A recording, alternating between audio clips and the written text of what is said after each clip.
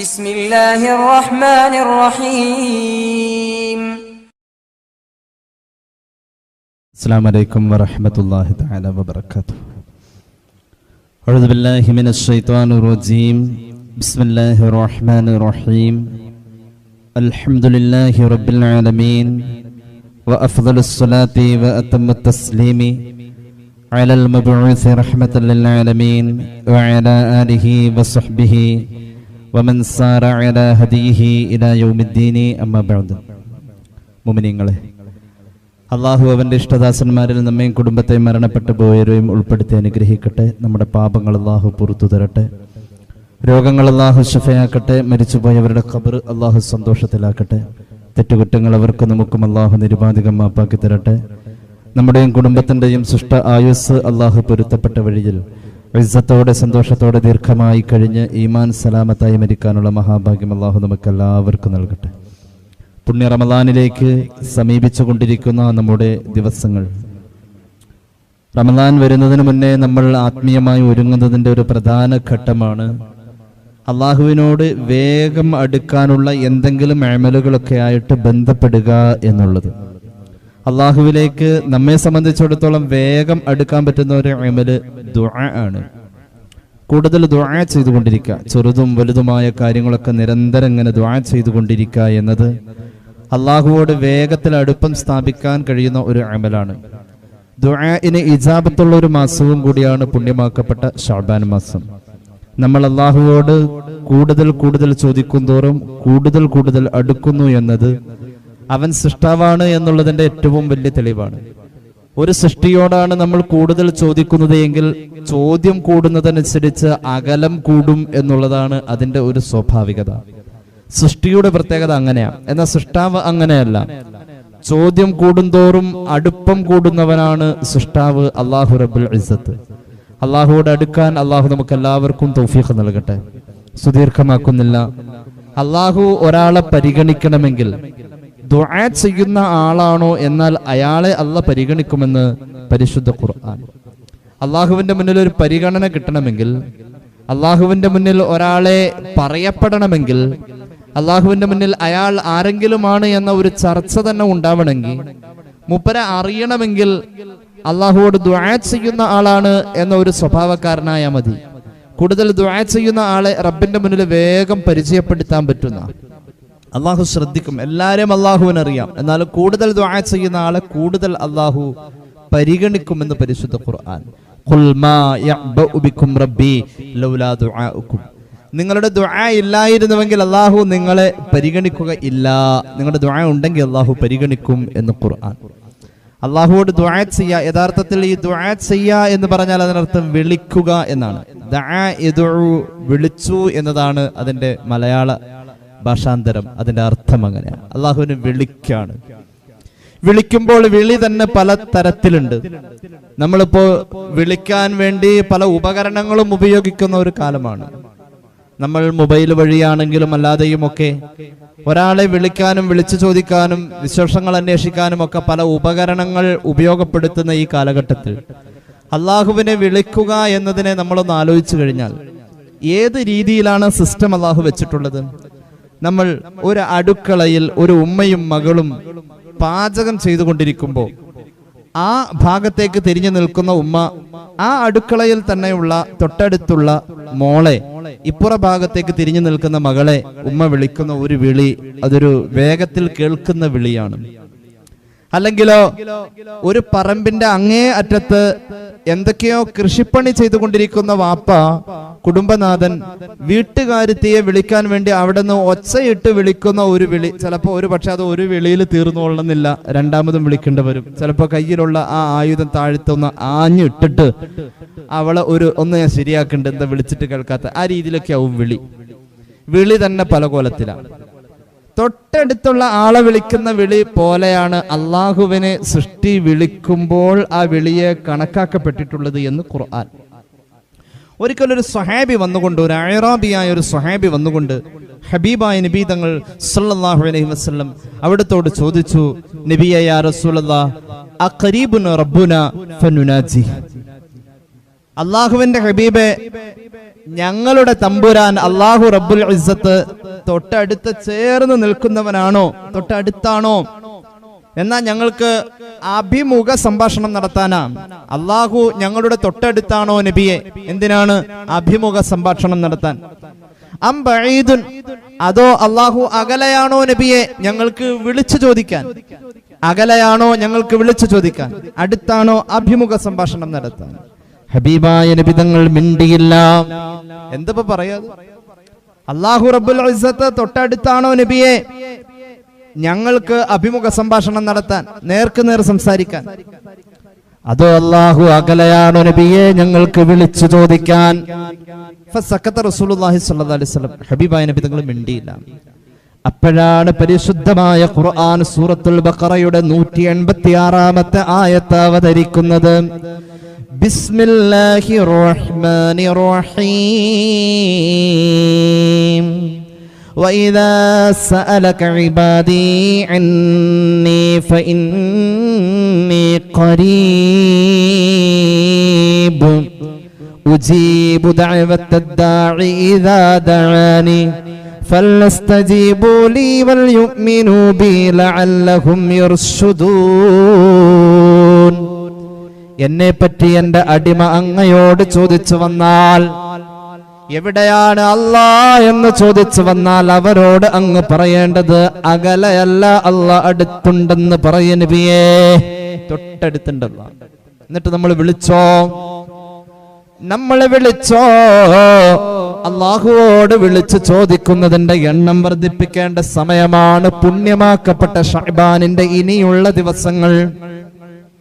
ഒരു ദിവസം 5 വഖത്ത് നമ്മൾ നിസ്കരിക്കുന്നുവെന്നാൽ നിർബന്ധമായും 5 വഖത്ത് നമ്മൾ ദുആ ചെയ്തിരിക്കണം. എന്നാൽ പറയുന്നു 5 വഖത്ത് നിസ്കരിക്കുന്ന ആള് 5-ലധികം ദുആ ചെയ്യേണ്ട ഒരു പീരീഡിലാണ് ഇപ്പൊ നമ്മളുള്ളത്. അല്ലാഹു ദുആ സ്വീകരിക്കട്ടെ, നമ്മൾ ചോദിച്ചതിന്റെ ഫലം കാണട്ടെ, കാണാതിരിക്കട്ടെ. എന്നാലും കൂടുതൽ ചോദിക്കേണ്ട ഒരു നേരമാണ് ശഅബാൻ 15 കഴിഞ്ഞിട്ടുള്ള ഈ ദിവസങ്ങൾ. അല്ലാഹു തൗഫീഖ് നൽകട്ടെ. തൊട്ടടുത്തുണ്ടെന്നാ പറഞ്ഞത്. തൊട്ടടുത്ത് തന്നെ അല്ലാഹു ഉണ്ട്. നീ എന്ന ബന്ധം നമ്മൾ പലപ്പോഴും പറഞ്ഞ കാര്യങ്ങളൊക്കെ തന്നെയാണ്. നീ എന്നൊരാളോട് പറയണമെങ്കിൽ മുന്നിലുള്ള ആളെ വിരല് ചൂണ്ടി പറയുന്നോടത്താ നീ എന്ന് പറയാം. അല്ലാഹനെ വിളിക്കുന്നത് നീ എന്ന ഒരകലമാ പ്രയോഗത്തിൽ തന്നെയെല്ലാം. അല്ലാഹുമ്മ അന്തസ്സലാം വ മിൻകസ്സലാം വ ഇലൈക യർജിഉസ്സലാം ഹയ്യിനാ റബ്ബനാ ബിസ്സലാം പറയാറുണ്ടല്ലോ. എന്താ? അല്ലാഹുമ്മ അന്തസ്സലാം, പടച്ചറബ്ബേ നീയാണ് രക്ഷ. വ മിൻകസ്സലാം, നിന്നിൽ നിന്നാണ് രക്ഷ, സമാധാനം നിന്നിൽ നിന്ന. വ ഇലൈക യർജിഉസ്സലാം, എല്ലാ സമാധാനവും നിന്നിലേക്ക് മടങ്ങുന്നു. അല്ലാഹ് ഹയ്യിനാ റബ്ബനാ ബിസ്സലാം, ഞങ്ങളുടെ തമ്പുരാനെ സമാധാനത്തോടുകൂടെ ഞങ്ങളെ ജീവിപ്പിക്കണേ. നീ ജീവിപ്പിക്കണേ. നീ നീ നീ 1000 വട്ടം 1000 വട്ടം നീ എന്ന് പറയും നമ്മൾ. 1000 വട്ടം നിസ്കാരത്തിലും നമ്മൾ നീ എന്ന് എത്ര പ്രാവശ്യം അല്ലാഹുവിനെ വിളിക്കുന്നു. നീ നമ്മൾ പറയും കൂടുതൽ അടുപ്പുള്ള ഒരാളോട്, ആളെ പറ്റി പറയും ഈ എടാപോടാ ബന്ധാണ് ഞങ്ങൾ തമ്മിൽ. അങ്ങനെയുണ്ട്. എടാപോട ബന്ധം, നീ എന്ന ബന്ധം സൃഷ്ടാവ് സൃഷ്ടിയോട് പഠിപ്പിച്ചിട്ടുള്ളത് അവനും അവന്റെ സൃഷ്ടിയും തമ്മിൽ നീ എന്ന ബന്ധ. സൃഷ്ടാവ് അത്രയും അടുത്ത് നിൽക്കുന്നു. ഒരാളുടെ കാലിലിട്ടിരിക്കുന്ന ചെരുപ്പിന്റെ ബാറ് കാലിന്റെ തൊലിയോട് ഒട്ടി നിൽക്കുന്ന പോലെ തൊട്ടടുത്ത അല്ലാഹു. കുമ്പാരമായി നീ തെറ്റ് ചെയ്താൽ തന്നെയും നീട്ടുന്ന കൈത്തട്ടാത്ത റബ്ബ, പിന്നെയും തെറ്റ് ചെയ്താലും അല്ലാഹു വിളി കേൾക്കും. സ്വഹീഹുൽ ബുഖാരിയിൽ ഒരു അധ്യായം തന്നെ കാണാം. പീഡിപ്പിക്കപ്പെട്ടവന്റെ, വേദനിക്കപ്പെട്ടവന്റെ ദുആക്ക് വേഗം ഉത്തരമുണ്ടെന്ന്. വേദനിക്കപ്പെട്ടവന്റെ ദുആ വേഗത്തിൽ ഉത്തരമുള്ളതാ. വലൗ കാന കാഫിറ, അവൻ ഒരു മുസ്ലിം അല്ലെങ്കിൽ പോലും നീ എന്ന ബന്ധം, അള്ളാഹുവോട് നീ എന്ന ബന്ധം, അപ്പൊ വേഗം ഓട്ടോമാറ്റിക്കലി അവിടെ അടുത്ത് കഴിഞ്ഞു. നമ്മൾ എന്തും പറയാൻ പറ്റിയ ഒരു ബന്ധം ഭൂമിയിൽ ആരോടും ഇല്ല. അവനുണ്ടോ? ഞാൻ എന്റെ കെട്ടിയോക്കടെ അടുത്തെല്ലാം പറയുന്ന ഒരു കെട്ടിയോൻ പറയൂല. ചിലതൊക്കെ പറഞ്ഞ വീട്ടിൽ നിന്ന് പുറത്തു പോകും. അങ്ങനെ ഒരു ബന്ധം ആരോടുമില്ല. എന്നാൽ ഭാര്യയോട് പറയുന്നതിനേക്കാൾ കൂടുതൽ ഒരു പക്ഷേ സുഹൃത്തിനോട് പറയാം. പക്ഷെ സുഹൃത്തിനോട് പറയാൻ പാടില്ല എന്ന് പറഞ്ഞ കാര്യമുണ്ട്. എന്ത്? ഭാര്യയുടെ കുറവുകൾ സുഹൃത്തിനോട് പറയാൻ പാടില്ല, ഭർത്താവിന്റെ കുറവ് പറയാൻ പാടില്ല.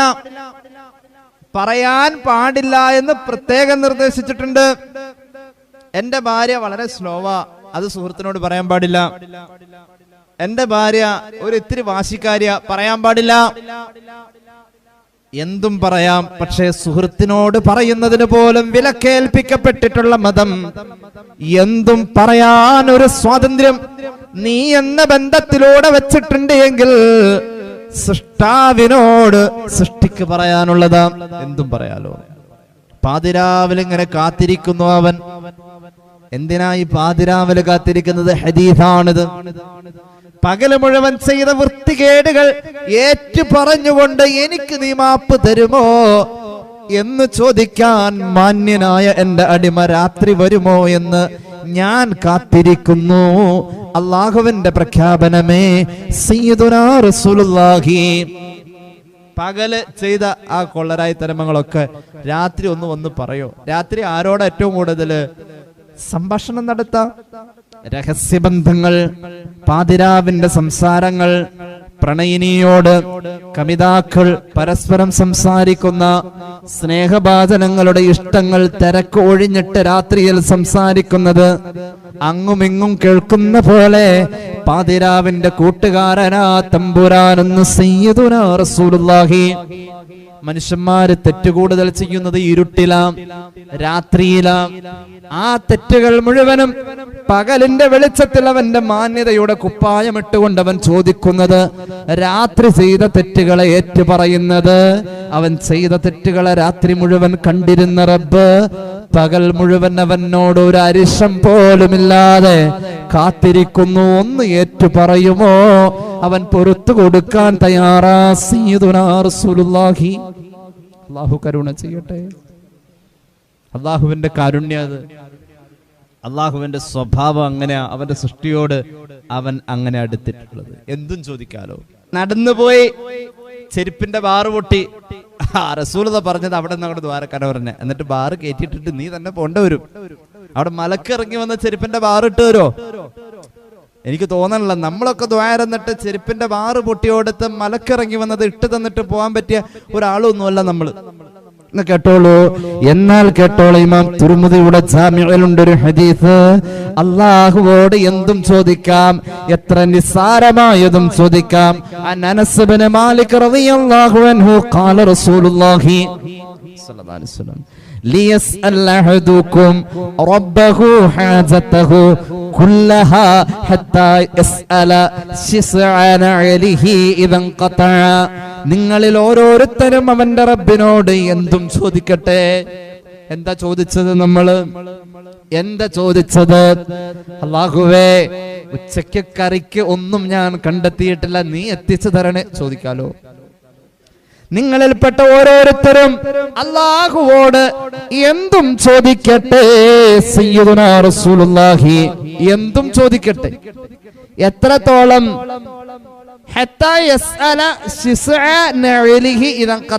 നടന്നു പോയപ്പോ ചെരുപ്പിന്റെ വള്ളി പൊട്ടിപ്പോയത് അല്ലാഹുവോട് ദുആരക്കട്ടെ. എന്തപ്പോ അതുകൊണ്ട് എന്താ മൊയിലാരി പറഞ്ഞ? അതൊക്കെ ഇപ്പൊ ദ്വാരന്നിട്ട് നേരം കളയണോ? നേരം കളയണം. ദുആയിലൂടെ കളയുന്ന നേരം നഷ്ടമല്ല. ഖിയാമത്ത് നാളിൽ എല്ലാവരും ഇങ്ങനെ കൂടി നിൽക്കും. അപ്പോഴുണ്ട് കുറെ ആളുകൾക്ക് അല്ലാഹു ആരും പ്രതീക്ഷിക്കാത്ത വലിയൊരു പ്രതിഫലത്തിന്റെ കൂമ്പാരം കൊണ്ടുവന്ന് അവരങ്ങോട്ട് സന്തോഷിപ്പിക്കും. അങ്ങനെ നിൽക്കുമ്പോ അവർക്ക് ഇങ്ങനെ പ്രതിഫലം വരാം. ചിലര് കൊണ്ടുവന്ന പ്രതിഫലം അവിടെ വെച്ചാൽ നഷ്ടപ്പെട്ടു പോവാ, മറ്റു ചിലർക്ക് എടുത്ത് വീതിക്കുക.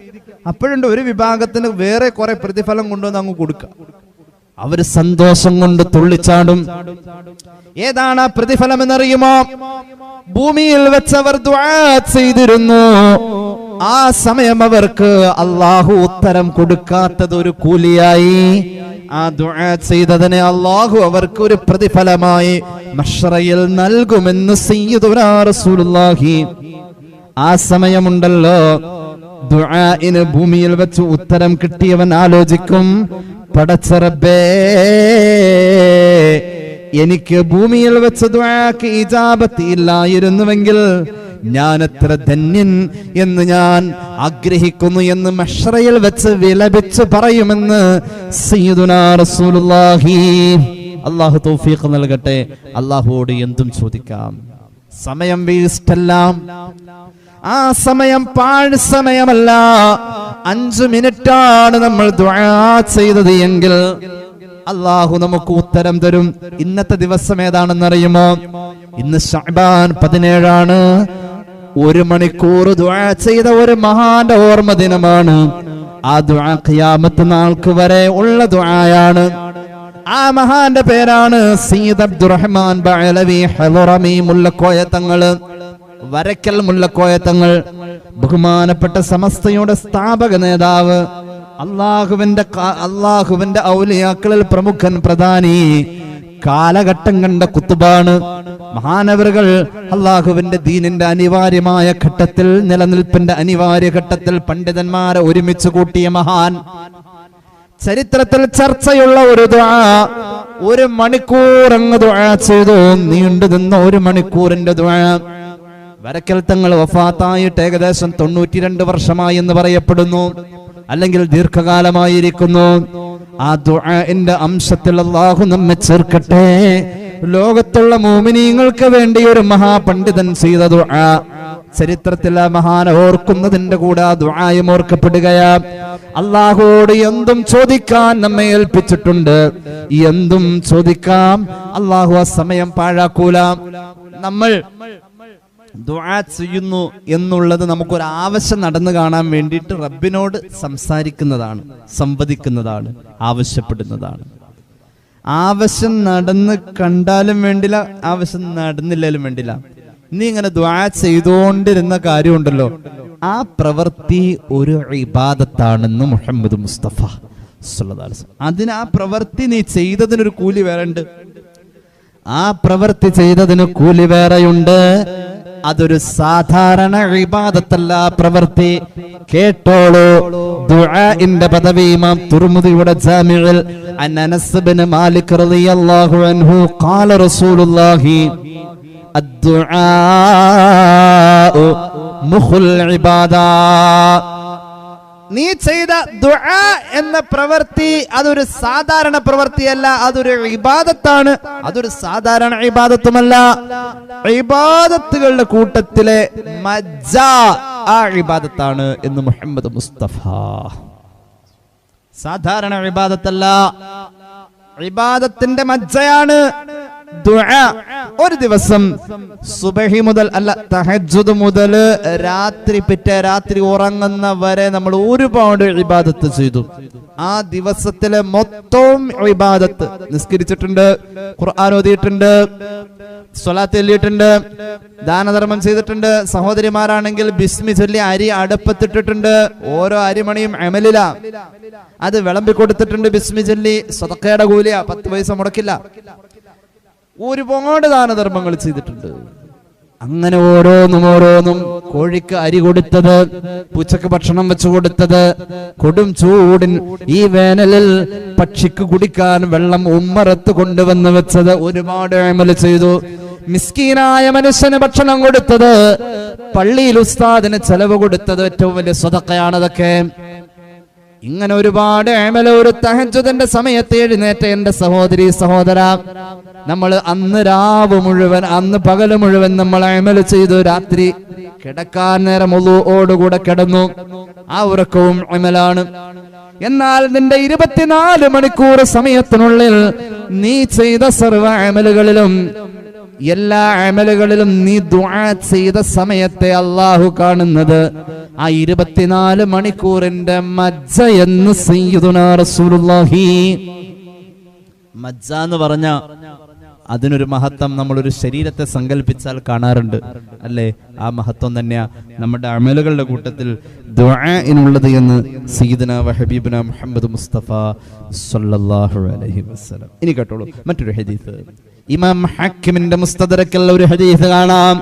അൻ അലി റളിയല്ലാഹു അൻഹു ഖാല റസൂലുള്ളാഹി സ്വല്ലല്ലാഹു അലൈഹി വസല്ലം അദ്ദുആഉ സിലാഹുൽ മുഅ്മിൻ. മുഅ്മിനിന്റെ ആയുധം ദുആയാ. ദുആ ആയുധം. എവിടെ ആയുധം? നമുക്കൊരു ആയുധം വേണം, അത് ദുആയാ. നമ്മുടെ കയ്യിൽ എപ്പോഴും, സിഖുകാരുടെ കയ്യിൽ എപ്പോഴും ഒരു ആയുധം ഉണ്ടാവുന്ന, സിഖുകാരുടെ കയ്യിൽ എപ്പോഴും ഒരു ആയുധം ഉണ്ടാവും. ഒരു ചെറിയ കത്തി, കൃപാൺ എന്തോ അതിന് പറയാം, അല്ല ഒരു ചെറിയ കത്തി സിഖുകാരുടെ കയ്യിലുണ്ടാവും. അവരുടെ ഒരു ആചാരാണത്. നമുക്ക് പറ്റുമെങ്കിൽ ഒരു ആയുധം കൈ കൊണ്ടിടക്ക, ഒരു വടി നല്ലതാ. ഒരു വടി കയ്യിലുണ്ടാവല് നല്ലതാണ്. ഇങ്ങോട്ടൊക്കെ വരുമ്പോൾ വടിയായിട്ട് വരാൻ പറ്റില്ലല്ലോ. ഒരു വാഹനത്തിൽ ഒരു വടി വേണമെന്ന് മഹാനായ ശൈഖ് മുഹീദ്ദീൻ തങ്ങളുടെ ഉനിയൽ കാണാം ഒരു ഹദീസ്, അല്ലെങ്കിൽ ഒരു ഖബർ കാണാം. ഒരു വാഹനത്തിൽ ഒരു വടി വെക്കണമെന്നാ, പിശാച് കയറൂലെന്നാ. വടി വലിയ മഹത്വമുള്ള ഒരു സാധന. ഖുർആൻ ഒരു വടിയെ കുറിച്ച് ചർച്ച ചെയ്യുന്നുണ്ട്. സ്വർഗത്തിന്റെ ആജ് എന്ന ചെടിയിൽ നിന്നും വെട്ടി എടുത്ത 10 മുഴം നീളമുള്ള അറ്റത്ത് 2 ശിഖരമുള്ള ഒരു വടി, സയ്യിദുനാ മൂസ അലൈഹിസ്സലാത്തു വസ്സലാമിന്റെ വടി. അള്ളാഹു തൗഫീഖ് ചെയ്ത ഒരു ദിവസം മൂസാ നബിയുടെ വടി എന്ന ആ ഒരു സബ്ജക്റ്റ് പറയാം. അള്ളാഹു തൗഫീഖ് നൽകട്ടെ. വടി എന്ന് പറയുന്നത് ഒരു ആദരണീയമായ ഒരു വസ്തുവാണ്. എത്ര വലിയ ആയുധം ഉണ്ടെങ്കിലും ആനയുടെ നേരെ തോക്ക് കാണിച്ചിട്ട് കാര്യമില്ല, ആനയുടെ നേരെ വടിവാള് കാണിച്ചിട്ട് കാര്യമില്ല. ആനയുടെ നേരെ ഒരു വടി, അതിന്റെ കണ്ണിന്റെ നേരെ ഇങ്ങനെ ചുഴറ്റി പിടിച്ചെന്ന ആന ശാന്താവുന്ന വടി മഹാത്മാഗാന്ധിജിയുടെ കയ്യിൽ നമ്മൾ കണ്ടതും ഒരു ആദരണീയമായ രൂപത്തിലാണ്. സുലൈമാൻ നബി അലൈഹി സ്വലാത്തു വസ്സലാമിന്റെ കാലഘട്ടത്തിൽ ജിന്നുകൾ അവരുടെ കഴിവുകളെ പറ്റി ഊറ്റം കൊണ്ടിരുന്ന കാലഘട്ടത്തിൽ ജിന്നുകളെ നിങ്ങൾ ഒന്നുമല്ല എന്ന് അറിയിക്കാൻ വേണ്ടി സുലൈമാൻ നബി അലൈഹി സ്വലാം പ്രഭാഷണം നടത്തുന്ന പീഠത്തിന്റെ മുന്നിൽ നിന്ന് മരിച്ചു. നിന്ന നിപ്പില് മരിച്ച ആളാണ് സയ്യിദുനാ സുലൈമാൻ അലൈഹിസ്സലാം. ആ വടി കയ്യിലുണ്ടായിരുന്നു. ഖുർആൻ പറയുന്നുണ്ട്, കയ്യിൽ വടി ഇങ്ങനെ കുത്തിപ്പിടിച്ചു നിന്നിട്ട് സുലൈമാൻ നബി മരിച്ചു അലൈഹിസ്സലാം. എന്നിട്ടോ ജീവനുള്ള കയ്യിൽ ഉണ്ടായിരുന്ന വടി, ജീവന്റെ തുടിപ്പിൽ ബന്ധപ്പെട്ട് നിൽക്കുന്ന വടി ചതലരിക്കില്ല. പക്ഷേ കൊട്ടാരത്തിലെ പ്രമാണികൾ മുഴുവൻ മനസ്സിലാക്കി സുലൈമാൻ നബി മരിച്ചിട്ടില്ല എന്ന്. ഈ വടിയിലൂടെ ചതലരിച്ച് കയറിയപ്പോഴാ മനസ്സിലായത് സുലൈമാൻ നബിയുടെ ശരീരത്തിൽ ജീവനില്ല എന്ന്. ഖുർആനാണ് ഇത് പറഞ്ഞത്. വടി മരിച്ചിട്ടും കയ്യിലുണ്ടായി സയ്യിദുനാ സുലൈമാൻ. ഒരു തലയുടെ വലിപ്പേ ഉള്ളൂ, ഒരു മനുഷ്യന്റെ തലയുടെ വലിപ്പേ ഉള്ളൂ ഒരു കല്ല് തുർക്കിയിലുണ്ടായിരുന്നു. അറിയപ്പെട്ട ചരിത്രമനുസരിച്ച് തുർക്കിയിൽ ഒരു തലയുടെ വലിപ്പമുള്ള കല്ല് തുർക്കിയിലുണ്ടായിരുന്നു. ആ കല്ലിന്റെ ചുവട്ടിൽ വെച്ചൊരു മഹാൻ ദുആയിരുന്നു. എന്റെ കൂടെ ഉള്ളത് 12 ഗോത്രങ്ങളാണ്, ഇസ്രായേലി സമൂഹം.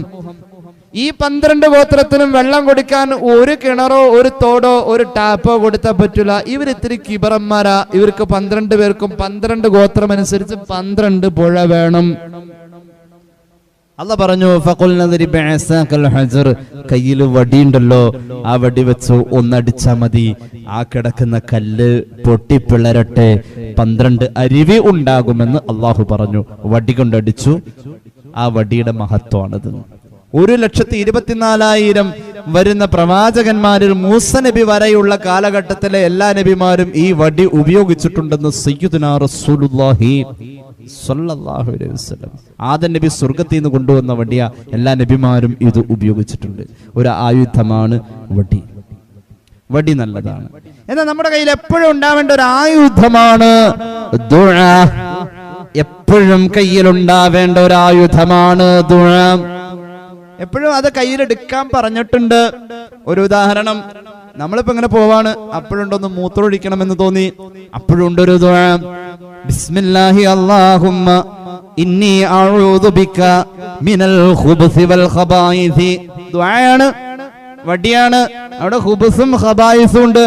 വടി കയ്യിൽ വേണം, അല്ലെങ്കിൽ ആയുധം കയ്യിൽ വേണം എന്ന് മാത്രല്ല, വാഹനത്തിൽ കയറി ദുആ ഉണ്ട്, വീട്ടിലേക്ക് കയറി ദുആ ഉണ്ട്, വീട്ടിൽ നിന്ന് ഇറങ്ങി ദുആ ഉണ്ട്. ഏറ്റവും ചെറിയൊരു ദുആ, ബിസ്മില്ലാഹിർ റഹ്മാനിർ റഹീം, ബിസ്മി ചൊല്ലിയോ പിശാച് അകലുമെന്ന് സയ്യിദുനാ റസൂലുള്ളാഹി. ഒരായുധമാണ് ബിസ്മി. ബിസ്മില്ലാഹിർ റഹ്മാനിർ റഹീം. അല്ലാഹുവിന്റെ മുഴുവൻ ഇസ്മുകളും മുന്നിൽ നിർത്തിയിട്ട് ദുആ ചെയ്തതാണത്. ഞാൻ ആരംഭിക്കാണ് അല്ലാഹ്. ബിസ്മില്ലാഹി എന്താ അതിന്റെ അർത്ഥം? അല്ലാഹുവിന്റെ നാമം കൊണ്ട് ഞാൻ ആരംഭിക്കുന്നു എന്നല്ല, അല്ലാഹുവിന്റെ എല്ലാ നാമങ്ങളും കൊണ്ട് ഞാൻ ആരംഭിക്കുന്നു എന്നതിനർത്ഥം. ബിസ്മില്ലാഹി ഐ ബികുല്ലി ബിസ്മില്ലാഹി. ഞാനൊരു സംഭവം പറയാം. അല്ലാഹുവിന് ഒരുപാട് പേരുകളുണ്ട്. എന്നാൽ അല്ലാഹുവിന്റെ പ്രധാനപ്പെട്ട പേരുകൾ 3000. ഞാൻ മുമ്പ് പറഞ്ഞിട്ടുണ്ടെന്ന് എനിക്ക് തോന്നുന്നു. അല്ലാഹുവിന്റെ പ്രധാനപ്പെട്ട പേരുകൾ 3000. അതിലെ 1000 പേര് അല്ലാഹു മഹാന്മാരായ അമ്പിയാക്കൾക്ക് പഠിപ്പിച്ചു. വേറെ ആർക്കും അതറിയില്ല. ബാക്കി എത്രയുണ്ട്? 2000. 2000-ൽ ഇനിയുള്ള 1000 അല്ലാഹു മഹാന്മാരായ മലക്കുകൾക്ക് പഠിപ്പിച്ചു കൊടുത്തു. 2000-ൽ 1000 മലക്കുകൾക്ക് പഠിപ്പിച്ചു. ഇനി ബാക്കി എത്രയുണ്ട്? 1000. ആ 1000-ൽ 300 എണ്ണം തൗറാത്തിൽ പറഞ്ഞു. ബാക്കി എത്രയുണ്ട്? 700. 700-ൽ 300 അല്ലാഹു സബൂറിൽ പറഞ്ഞു. ബാക്കി എത്രയുണ്ട്? 400. 300 പരിശുദ്ധമായ ഇൻജീലിലും പറഞ്ഞു. ബാക്കി 100. 100-ൽ ഒരെണ്ണം അല്ലാഹുവിന്റെ അടുക്കൽ അവൻ വെച്ചു. ആർക്കും അത് പറഞ്ഞു കൊടുത്തതേയില്ല. ബാക്കി എത്രയുണ്ട്? 99. അത് ഖുർആനിൽ പറഞ്ഞു.